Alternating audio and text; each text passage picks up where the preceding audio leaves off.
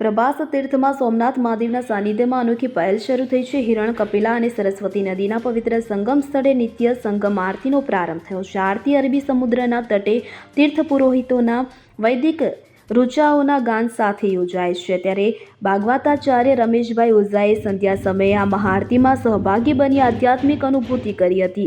આરતીમાં મોટી સંખ્યામાં ભાવિકો ઉપસ્થિત રહ્યા હતા. રમેશભાઈ ઓઝાએ જણાવ્યું કે ભારત શ્રદ્ધાથી ભરેલો દેશ છે. સંધ્યા સમયે લોકો સમૂહમાં ત્રિવેણીના તટે આરતી કરે છે. તેઓ વિશ્વ કલ્યાણ માટે પ્રાર્થના કરે છે. આરતીમાં 5 તત્વોનો સમન્વય થાય છે.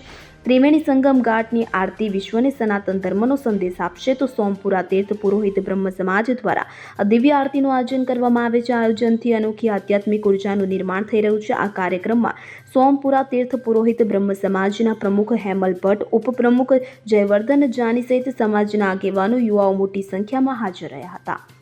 પ્રવાસ ક્ષેત્રમાં ભગવાન સોમનાથના સાનિધ્યમાં ત્રિવેણીના તટે માં સરસ્વતી અને આ ત્રિવેણી તીર્થની આરતીનો ક્રમ શરૂ થયો છે. એ તીર્થને શોભે અને તીર્થ માટે અનિવાર્ય છે એવો ક્રમ છે. આજે અહીંયા તીર્થનું પૂજન કરી અને આ આરતી કરી અને બધા જ અહીંયાના અમારા જે સોમપુરા બ્રાહ્મણ સમાજના ભગવાન સોમનાથ દાદાના પૂજનમાં લાગેલા બધા આચાર્યો છે, એમણે પૂજન અને આરતી સંપન્ન કરાવ્યા. ખૂબ આનંદ આવ્યો. મેં મારા પણ જે સજેશન્સ છે થોડા આપ્યા છે.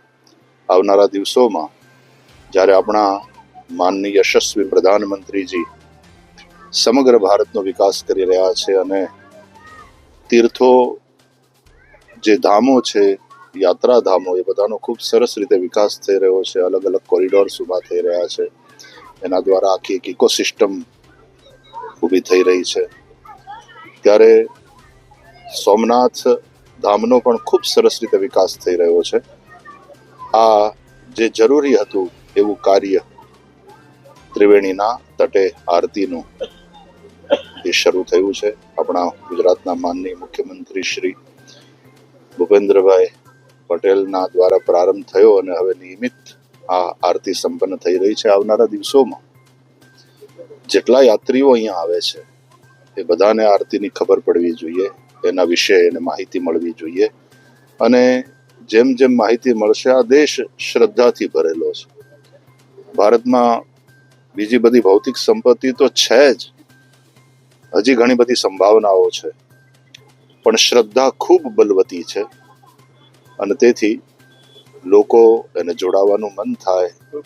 સંધ્યા સમય બધા અહીંયા ત્રિવેણીના તટે માં સરસ્વતીની અને ત્રિવેણી તીર્થની આરતી કરી થોડી વાર પ્રાર્થના કરે અને સમગ્ર વિશ્વના કલ્યાણ માટે વિનવે. સર્વેત્ર સુખિનઃ સંતુ સર્વે સંતુ નિરામયાઃ સર્વે ભદ્રાણિ પશ્યન્તુ મા કશ્ચિત દુઃખ ભાગ ભવેત. સનાતન ધર્મના લોકો આપણે પ્રકૃતિની પૂજા કરનારા છીએ.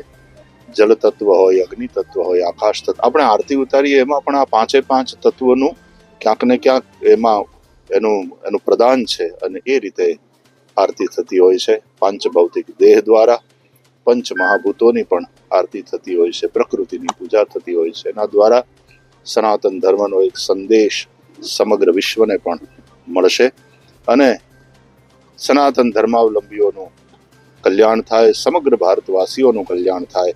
અને એનાથી આગળ વધીને કહું તો શિવ અને ભવાની એ તો વિશ્વના માતા પિતા છે. વાગર્થા વિવ સંપૃક્તૌ વાગર્થ પ્રતિપત્તયે જગતઃ પિતરૌ વંદે પાર્વતી પરમેશ્વરૌ. સમગ્ર વિશ્વની માનવતા જ નહીં, સમગ્ર વિશ્વના બધા જીવો એના સંતાન છે. એટલે એ સૌનું શિવ થાય, એ સૌનું કલ્યાણ થાય, એવી ભાવના સાથે નમઃ શિવાય ચ નમઃ શિવાય. હર હર મહાદેવ. હર હર. દીપક જોશી સાથે CN24 ન્યૂઝ, ગીર સોમનાથ. હવે જુઓ દેશ દુનિયાની તમામ ખબરો તમારી આંગળીના ટેરવે. ઉઠાવો મોબાઈલ અને Google Play Store પરથી ડાઉનલોડ કરો અમારી CN24 ન્યૂઝ મોબાઈલ એપ.